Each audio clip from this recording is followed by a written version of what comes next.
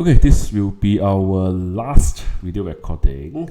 Okay, so the previous video was on light intensity as a limiting factor. Right, in this video we'll look at the other two, right, carbon dioxide concentration and temperature.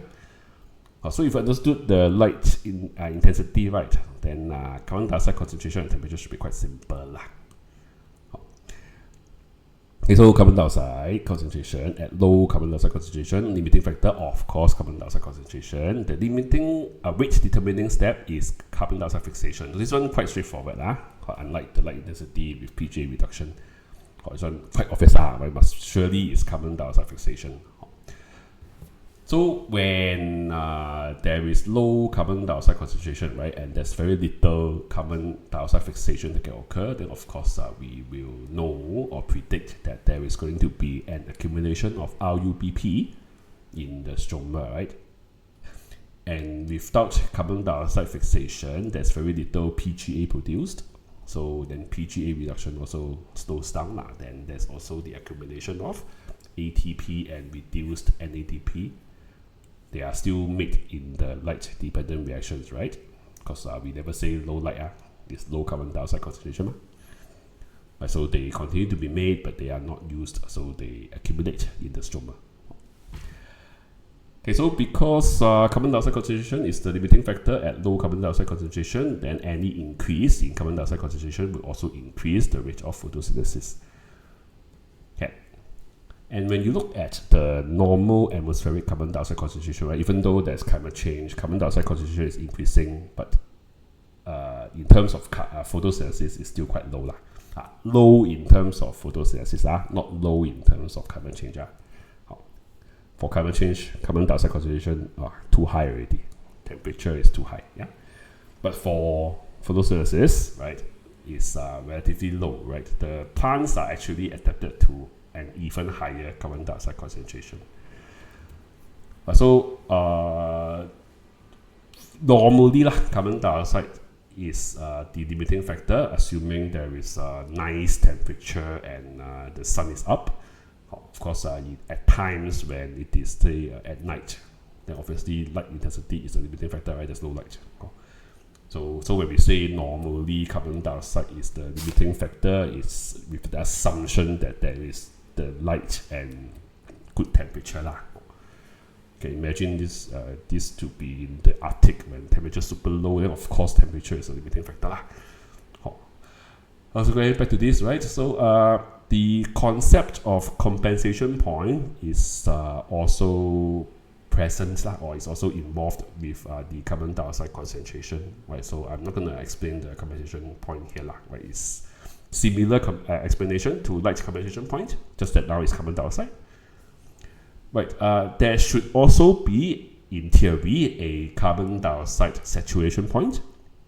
But like we mentioned earlier, right, the atmospheric carbon dioxide concentration is not that high to reach that carbon dioxide saturation point. Right, so we will not consider the carbon dioxide saturation point, but in theory there's one.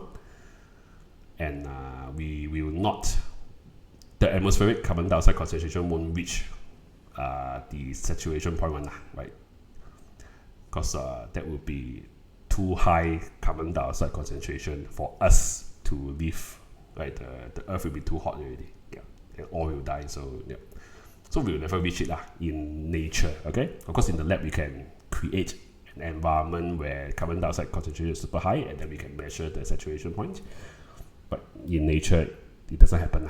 Okay, so that's why we don't introduce the saturation point for carbon dioxide. Yeah. Okay, then we very quickly move on to temperature. And for temperature, I won't even explain. Right, temperature as a limiting factor is because your Kelvin cycle, especially, is catalyzed by enzymes. Right, some of you might ask, right? Light-dependent reactions also have ATP synthase, which is an enzyme. There are also proteins, right? Electron carriers involved in light-dependent reaction. So is light-dependent reaction affected by temperature? Answer is yes, but not as much as Kelvin cycle because Kelvin cycle is all enzymes, right? So that's why we consider more the Kelvin cycle when we talk about temperature as a limiting factor.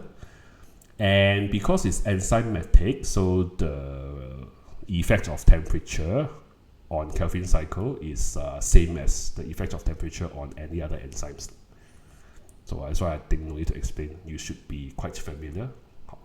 If not, you tell me. I'll include enzymes into CA1.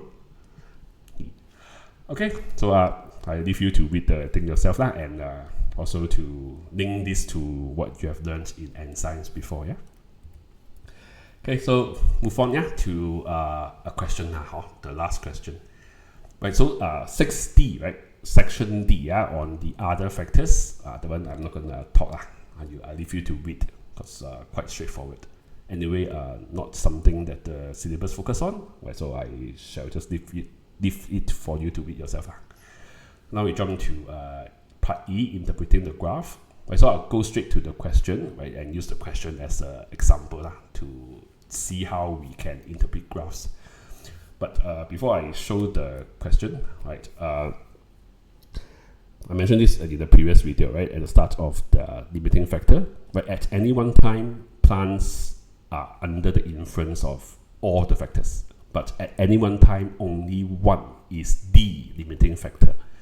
And I also mentioned your job is, given data, given graphs, to deduce which one is the limiting factor. So this is where this section of the notes come in. And this question should help us, right, to as an example or to see how we can do that.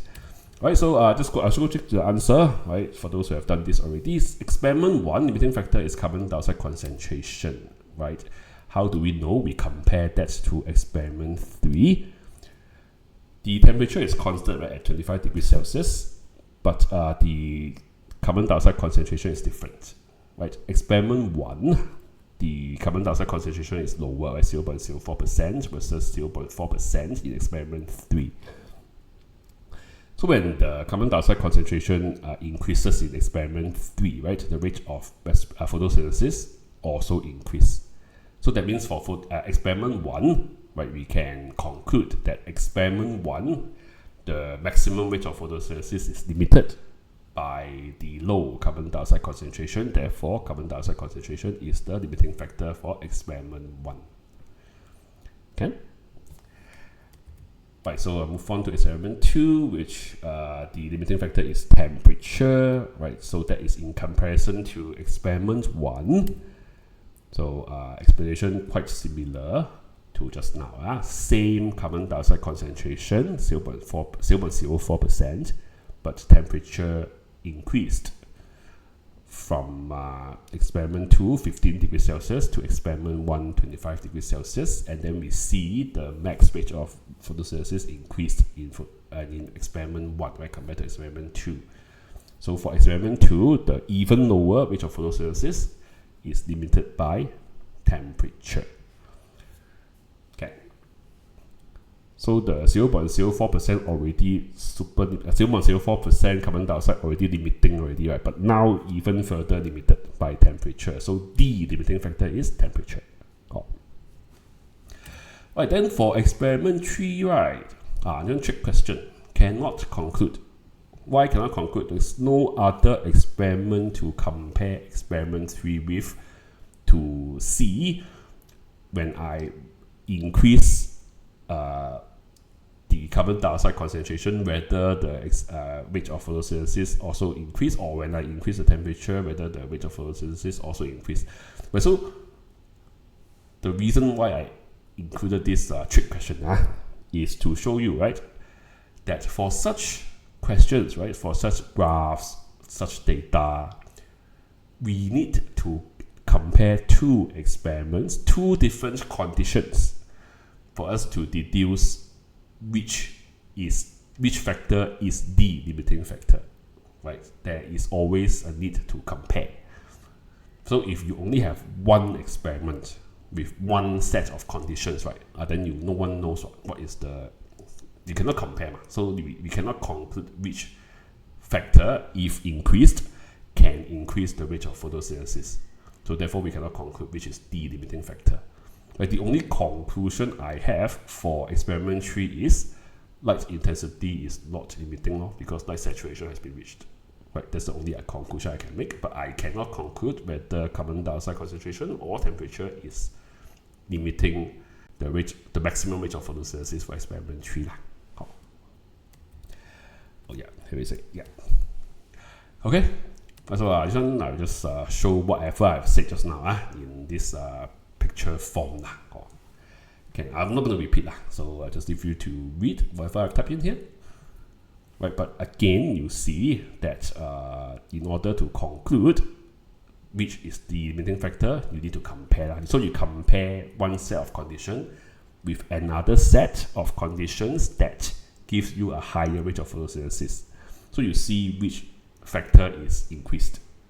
The other factors must be constant. Then one factor, when increases the rate of photosynthesis. So then that factor must be the limiting factor. Right, so that's all for photosynthesis.